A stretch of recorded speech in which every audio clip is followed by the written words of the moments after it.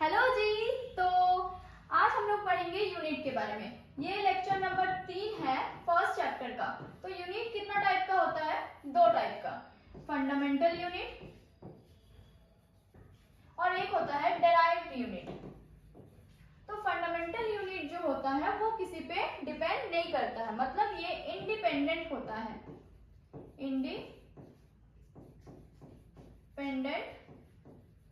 होता है। और डेराइव्ड यूनिट क्या होता है? ये डिपेंडेंट होता है। किसके ऊपर डिपेंडेंट होता है? ये या तो फंडामेंटल यूनिट के ऊपर डिपेंड रहेगा या तो ये डेराइव्ड यूनिट पे ही डिपेंड रहेगा। ठीक है। फंडामेंटल यूनिट किसी पे डिपेंड कैसे नहीं करता है बता रही हूँ। मास एक फंडामेंटल यूनिट है।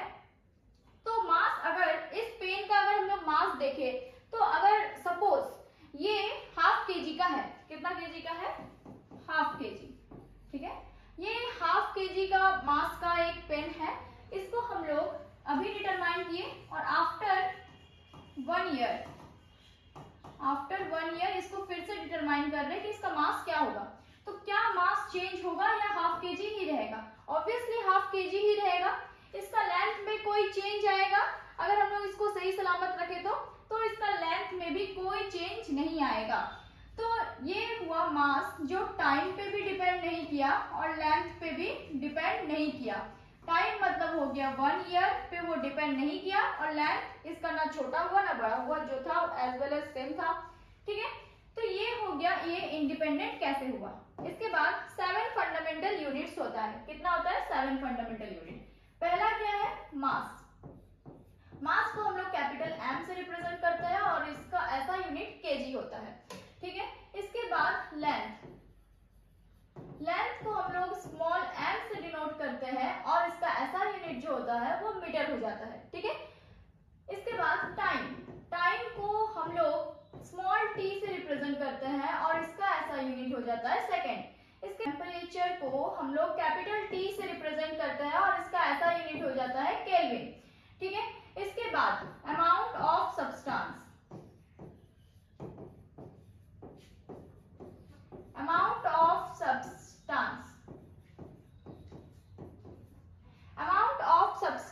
को हम लोग स्मॉल एन से डिनोट करते हैं और इसका ऐसा यूनिट क्या होता है? मोल। अमाउंट ऑफ सब्सटेंस को हम लोग एन से डिनोट करते हैं, मतलब स्मॉल एन, और इसका ऐसा यूनिट क्या हो जाता है? मोल। इसके बाद होता है क्या? Current, electric current.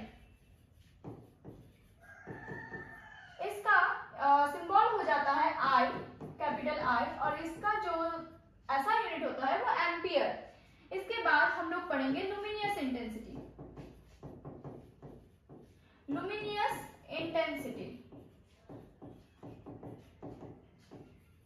जिसको हम लोग आई वी से डिनोट करते हैं और इसका ऐसा यूनिट क्या हो जाता है? कैंडेला।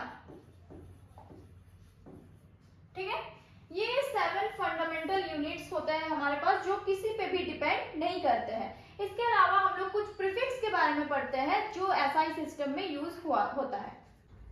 तो अब हम लोग पढ़ेंगे प्रीफिक्स के बारे में। तो 10 टू द पावर 0 जो है वो बेस होता है। क्या होता है? बेस। अब इसके ऊपर चलेंगे और इसके नीचे चलेंगे। तो ऊपर कौन आएगा? 10 आएगा, जिसका नाम होता है डेका। 10 टू द पावर 2 को हेक्टो बोलते हैं, 10 टू द पावर 3 को किलो बोलते हैं, 10 टू द पावर 6 को मेगा बोलते हैं, 10 टू द पावर 9 को गीगा, 10 टू द पावर 12 को टेरा, 10 टू द पावर 15 को पेटा, 10 टू द पावर 18 को एक्सा, 10 टू द पावर 21 को जेटा, 10 टू द पावर 24 को योटा। मतलब आप ऐसे भी याद कर सकते हो कि deca, hecto, kilo, mega, giga, tera, peta, exa, zetta, yotta. ठीक है।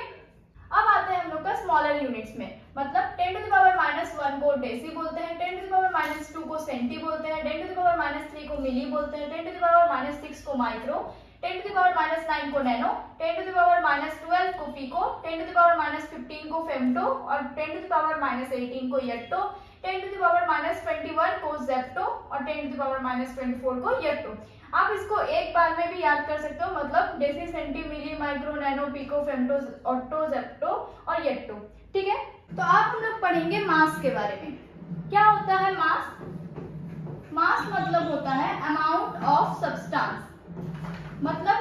भी मैटर में कितना सब्सटेंस है, किसी भी मैटर में कितना सब्सटेंस है, कितना अमाउंट में सब्सटेंस है, उसी को हम लोग क्या बोलते हैं, मास।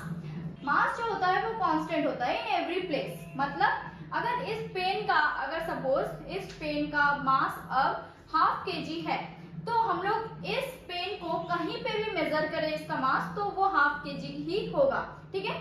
पर उसी टाइम में होना चाहिए, मतलब सेम टाइम में किसी भी सब्सटेंस का मास जो है वो चेंज नहीं होता है, ठीक है।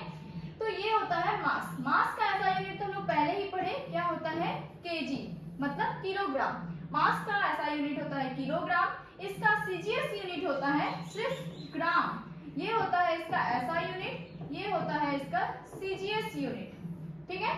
इसके बाद हम लोग पढ़ेंगे वेट के बारे में। तो वेट क्या होता है, वेट डिपेंड करता है, किसके ऊपर डिपेंड करता है कि ग्रेविटी कितना है, ठीक है। कोई भी जगह का, कोई भी प्लेस का ग्रेविटी कितना है। ये अर्थ है और यहाँ पे कोई इंसान खड़ा है, ठीक है। ये जो अर्थ के द्वारा जितना ग्रेविटी लगाया जा रहा है ये इंसान पे, वही हो जाता है क्या, वेट। मतलब वेट जो है ग्रेविटी पे डिपेंड करता है। हम लोग का अर्थ का ग्रेविटी जितना है उतना ही हम लोग का वेट होगा, ठीक है। अगर हम लोग मून पे चले जाए तो मून में हम क्या होता है, ग्रेविटी 1/6 होता है, तो वहां पे जो इंसान का वेट भी हो जाता है वो कम हो जाता है, ठीक है। मतलब सेम टाइम में डिफरेंट प्लेसेस में डिफरेंट वेट आएगा। मतलब वेट क्या है, वेरिएबल है, ये कांस्टेंट नहीं है। इसका ऐसा यूनिट क्या होता है, न्यूटन। क्यों न्यूटन होता है, क्योंकि वेट ग्रेविटी होता है, वेट एक्चुअली ग्रेविटी हो रहा है। ये अर्थ इसको जितना ग्रेविटी से खींच रहा है यही इसका वेट हो जाता है। अब ग्रेविटी क्या है, फोर्स है। अब फोर्स का ऐसा यूनिट क्या है, न्यूटन। तो इसका ऐसा यूनिट क्या हो जाता है, न्यूटन। इसका सीजीएस यूनिट होता है डाइन। क्या होता है, डाइन। मास जो होता है उसको हम लोग एनालिटिकल बैलेंस से मेजर करते हैं और वेट को हम लोग वेट मशीन से मेजर करते हैं। तो आज के लिए इतना ही। तो स्टे ट्यून, ओके बाय।